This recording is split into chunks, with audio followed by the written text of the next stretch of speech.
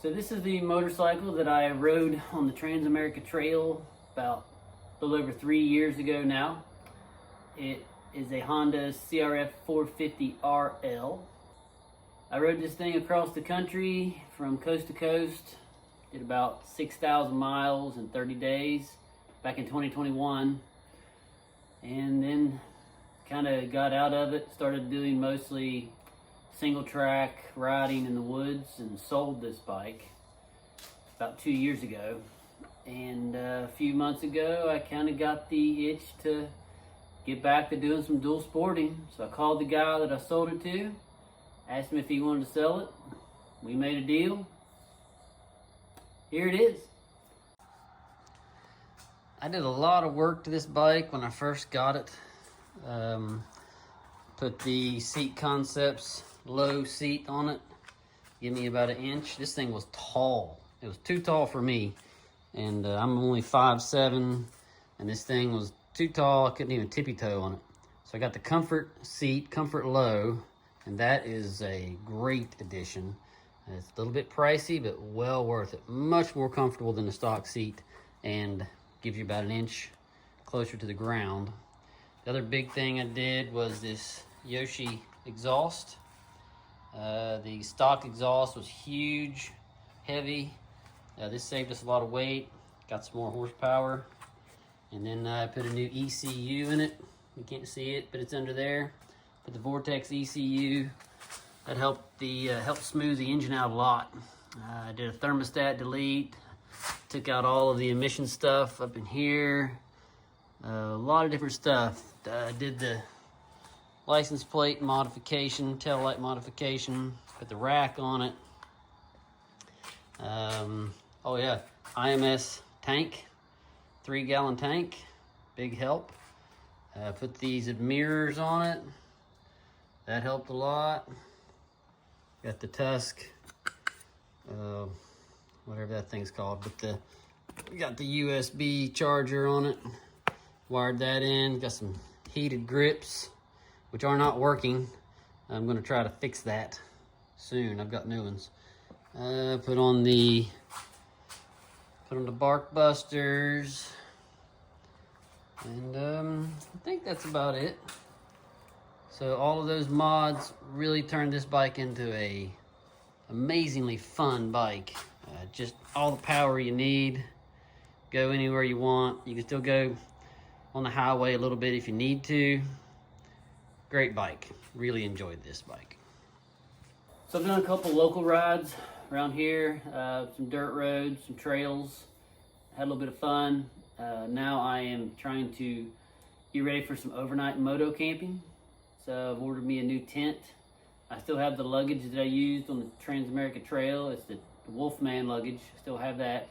So I'm kind of getting my camping gear all sorted out, situated, getting ready to do some overnight trips. It's fall here in West Virginia, so a little chilly at night, nice in the day. So try to get a few rides in where we can put in some miles in the day, camp at night, get a campfire going, get up the next morning, roll out some more miles, do a couple 2-day trips.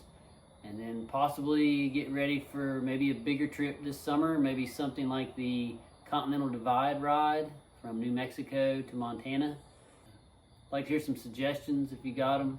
Also thinking about the Kentucky Adventure Tour. It's 1,000 miles through Kentucky. Looks pretty fun. Definitely want to do 24 hours of Appalachia next year here in West Virginia. So lots of fun things to do on this bike. I just need to figure out which ones to tackle. But now, first things first, gotta change the oil, and got a new air filter for this thing. So we're gonna do a little maintenance here and get her ready to rumble.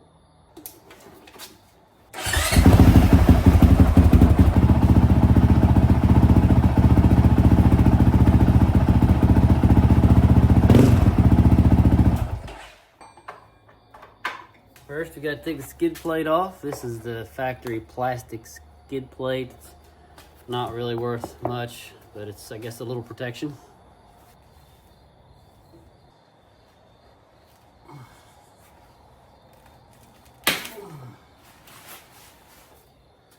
Well, that was tight. I had to get some extra leverage. Wasn't sure I was gonna get it out. Here's the oil filter. It's got a little spring on it you gotta take out and grease. And you gotta remember this hole goes up and the long bolt goes down when you're reinstalling this. Uh-oh.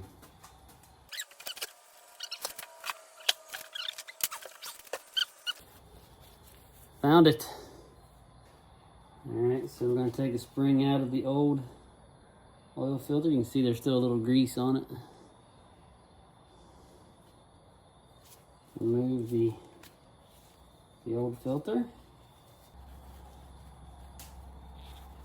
Get all the old grease off of it. Whoa.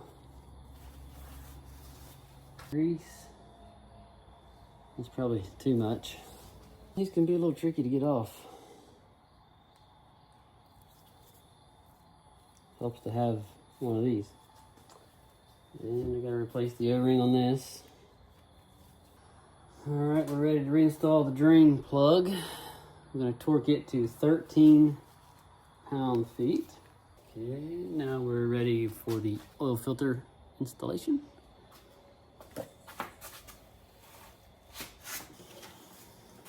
Got this nice handy little funnel in my kit, but gonna have to stick with the old trusty plastic one.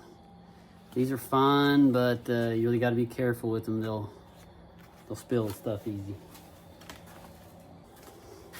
Got my handy dandy little measuring cup here.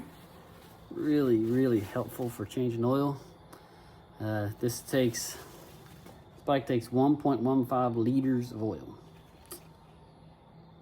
This is the ratio right cup. If you need to do mixing ratios, it's got all that on here, but it's also handy just so you get the right amount of oil in it. Makes it easy to pour in.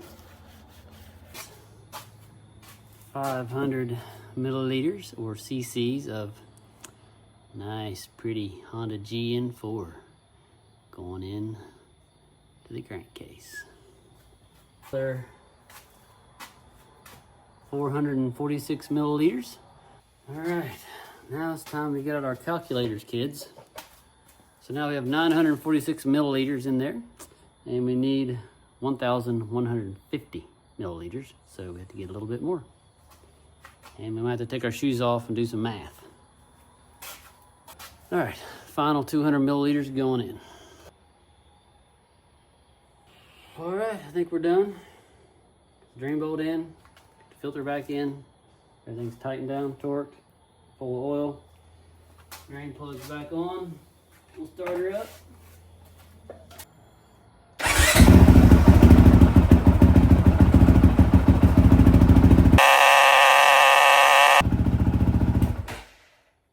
All right.